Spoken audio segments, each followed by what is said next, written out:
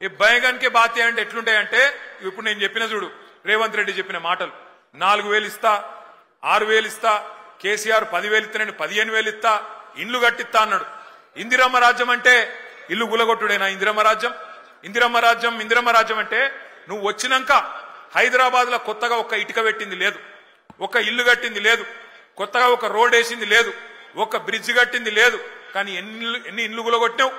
ఎంతమందిని ఇండ్లలో ఉండే మా గరీబోళ్లను ఎంతమందిని రోడ్డు మీదకి నూకినావు? నీ హైడ్రా బుల్డోజర్ల అరాచకం ఆగాలంటే ఖచ్చితంగా మన అభ్యర్థి గెలవాలి. ఇవాళ జరుగుతున్న ఈ పోరాటం ఏదైతున్నదో తెలంగాణలో ఉన్న గరీబులకు తెలంగాణని ఇవాళ గద్దల్లాగా తన్నుక తింటున్న కాంగ్రెస్ వాళ్లకు మధ్యనే జరుగుతా ఉన్నది. మీరు దయచేసి నేను కోరుతా ఉన్నా, ఈ బాకీ కార్డు ఏదైతున్నదో ఇంటింటికి తీసుకొని పోవాలి. తప్పకుండా జూబ్లీహిల్స్ లో కాంగ్రెస్ ను ఓడగొడితేనే 6 గ్యారంటీలు అమలైతాయి. తప్పకుండా కాంగ్రెస్ ను ఈడ్చి కొడితేనే, కళ్ళు బైర్లు గమ్మేటట్టు కొడితేనే హామీలు పొర్లుకుంటా మీ ఇంటికి వస్తాయి. లేకపోతే ఇంతకుముందు అన్న చెప్పినట్టు మరి మీరు ఏమి ఇయ్యకపోయినా మాకే ఓటేసిండ్రు కదా, ఎందుకు ఇయ్యాలి అనే మాట రేవంత్ రెడ్డి మాట్లాడే పరిస్థితి వస్తుంది. ఏమి ఇయ్యకపోయినా, ఆడపిల్లలకు 2,500 ఇయ్యకపోయినా, ముసలోళ్లకు 4,000 పెన్షన్లు ఇయ్యకపోయినా, హైదరాబాద్ లో ఒక్క ఇల్లు కట్టియకపోయినా, హైదరాబాద్ ను హైడ్రా బ్యాడ్ చేసినా, హైడ్రా పేరిట అరాచకం చేసినా నాకే గుద్దుతున్నారు అంటే ఇక మళ్ళీ ఎందుకు ఇయ్యాలి అని చెప్పి రేవంత్ రెడ్డి మరి రేపటి రోజున ఇంకొక పని చేయకుండా మితిమీరిన విశ్వాసంతో ముంగట్టుపోయే పరిస్థితి ఉంటది. దయచేసి మిమ్మల్ని మేము కోరేదల్లా ఒక్కటే, ఈ నెల రోజులు గట్టిగా కొట్లాడదాం. మీరు చూస్తున్నారు ఎట్లున్నది కాంగ్రెస్ ప్రభుత్వ పరిస్థితి. ఒక్కటంటే ఒక్క పని కొత్తది చేసింది లేదు. మీదికెళ్ళి ఎవరైనా పోతే గలీజ్ మాటలు మాట్లాడుతున్నాడు ముఖ్యమంత్రి. ఎవరిని చూడలే మనం ఇటువంటి ముఖ్యమంత్రిని. మీ అందరు ఇక్కడ ఉన్న వాళ్ళు చాలా మంది హైదరాబాద్ లో మీకు తెలుసు, ఎన్టీ రామారావు గారిని చూసినాం, చంద్రబాబు నాయుడు గారిని చూసినాం ముఖ్యమంత్రిగా, రాజశేఖర్ రెడ్డి గారిని చూసినాం, ఆ తర్వాత రోషయ్య గారిని చూసినాం, కిరణ్ కుమార్ రెడ్డి గారిని చూసినాం, తర్వాత కేసీఆర్ గారిని చూసినాం. ఇప్పుడు ఈయనను చూస్తున్నాం. ఇంతమంది ముఖ్యమంత్రులు చూసిరు కానీ ఎవరన్నా ముఖ్యమంత్రికి ఇంత గలీజ్గా మాట్లాడిండా ఒక్కసారి యాద్ చేసుకోండి. ఏం మాట్లాడుతుండే ముఖ్యమంత్రి? ఎవరన్నా గట్టిగా మాట్లాడిరనుకో, ఏమాయా నువ్వు హామీలు ఇచ్చినావు నెరవేరుస్తలేవంటే ఏమంటుండు? నీ గుడ్లు వీకి గోటీలాడుతా, నీ పేగులు తీసుకొని మెడలేసుకుంటా. ఈ పేగులు మెడలేసుకుంటేది నాకు అర్థం కాదు. ఏమైనా బోటి కొట్టేటోనివా? ఏమిటిది నువ్వు ముఖ్యమంత్రివా? బోటి కొట్టేటోనివా? పేగులు మెడలేసుకుంటా. ఇంకా ఘోరం ఏందంటే ఈ ముఖ్యమంత్రి గారు ఏమయ్యా హామీలు ఎప్పుడు అమలు చేస్తావు చెప్పు రేవంత్ రెడ్డి అంటే, నేను లంకె బిందెలు ఉంటాయనుకొని వచ్చినా లంకె బిందెలు లేవు అంటుండు. ఎవరు తిరుగుతారమ్మా లంకె బిందెల కోసం? అర్ధరాత్రి తువ్వాల కప్పుకొని తట్టపార పట్టుకొని ఎవడు తిరుగుతాడు? ఎవరు గాల్లెవలో తిరుగుతారట దొంగలు, పాకెట్ మార్గాలు. ఒక గసంట ఆయన ఇయ్యాల మన కర్మ ముఖ్యమంత్రి అయ్యిండు. ఎంత ఘోరం అంటే, ఎంత అన్యాయం అంటే, ఎన్నడూ ఇంత దివాలా కోరు మాటలు ఏ ముఖ్యమంత్రి కూడా మాట్లాడలే. నేను ఢిల్లీకి పోతే నాకు అపాయింట్మెంట్లు ఇస్తలేరు, నన్ను దొంగ లెక్క చూస్తుండ్రు. మరి దొంగ లెక్క కాకపోతే ఎట్లా చూస్తారు నాకు అర్థం కాదు. నన్ను దొంగ లెక్క చూస్తుండ్రు అని ముఖ్యమంత్రి చెప్తున్నాడు.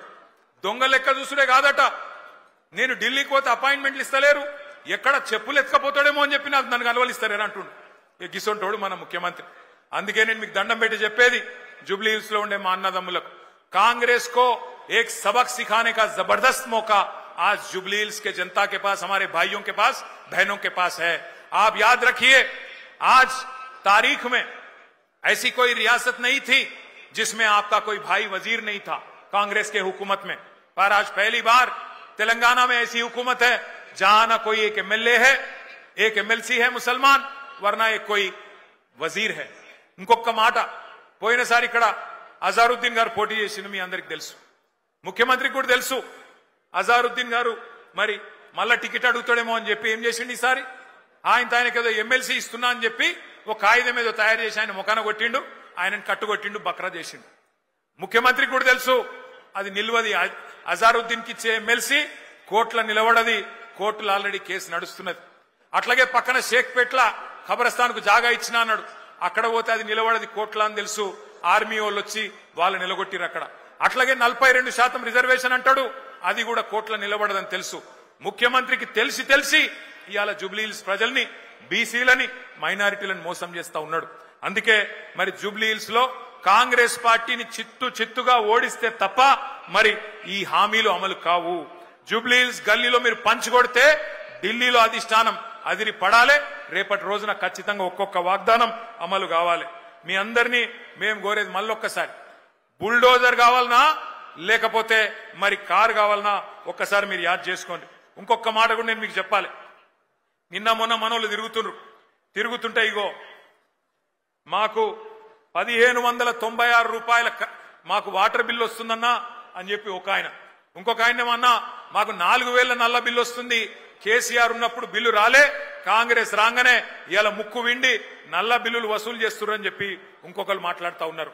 నేను మీకు చెప్తా ఉన్నా, ఇది శాంపుల్ మాత్రమే.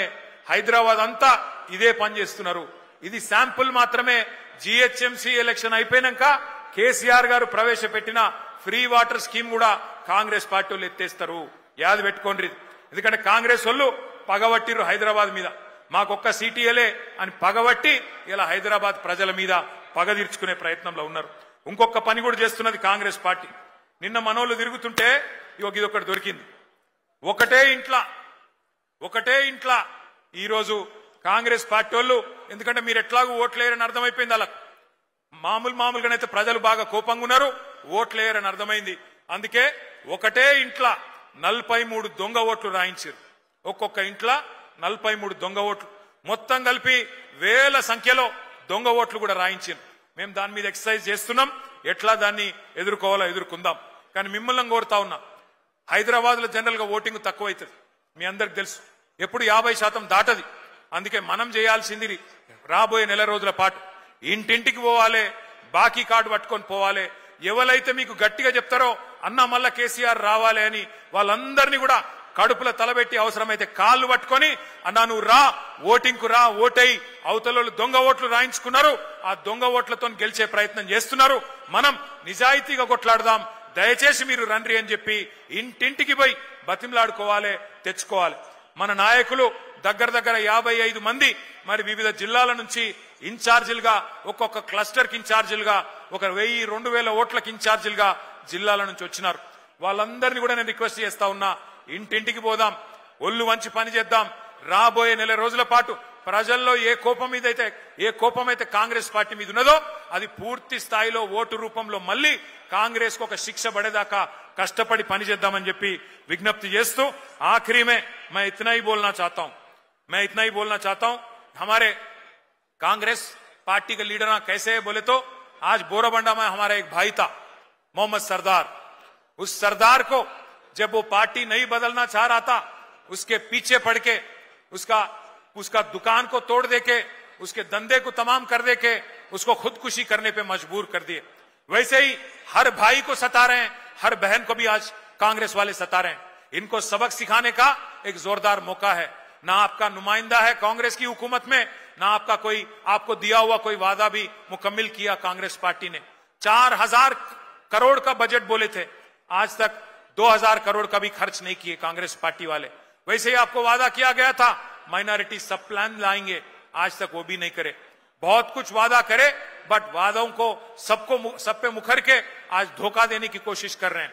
आज तमाम भाइयों से बहनों से हमारी गुजारिश है, आप केसीआर साहब को और उनके जो कैंडिडेट हैं मागंटी सुनीता गोपीनाथ, जो गोपीनाथ साहब की बेवा है, उनको आपका मदद करिए, कार के निशान पे वोट दीजिए। 1 महीने के हद तक हम सभी लोग भाई भाई की तरह लड़ेंगे और इंशाअल्लाह जीत के, बहुत अच्छी तादाद से जीत के आपकी खिदमत करेंगे। నెల రోజుల తర్వాత సునీతమ్మ గారు మీ ఎమ్మెల్యేగా మీ ముంగటికి వస్తారు. ఇచ్చిన ప్రతి వాగ్దానాన్ని నిలబెట్టే బాధ్యత ఈ వేదిక మీద ఉన్న మేమందరం కూడా తీసుకుంటామని చెప్పి మీకు విజ్ఞప్తి చేస్తా ఉన్నాం. 2 ఏళ్లలో మళ్ళీ కేసీఆర్ గారి ప్రభుత్వం రాబోతున్నది. ఏ ఒక్క వాగ్దానం కార్యకర్తలుగా మీరు ఇచ్చినా దాన్ని నిలబెట్టే బాధ్యత మేము తీసుకుంటామని చెప్పి మళ్ళొక్కసారి తెలియజేస్తూ మీ అందరికీ మళ్ళొక్కసారి పేరు పేరున నమస్కారాలు తెలియజేస్తూ జై తెలంగాణ. కేసీఆర్ గారి నాయకత్వం. Thank you.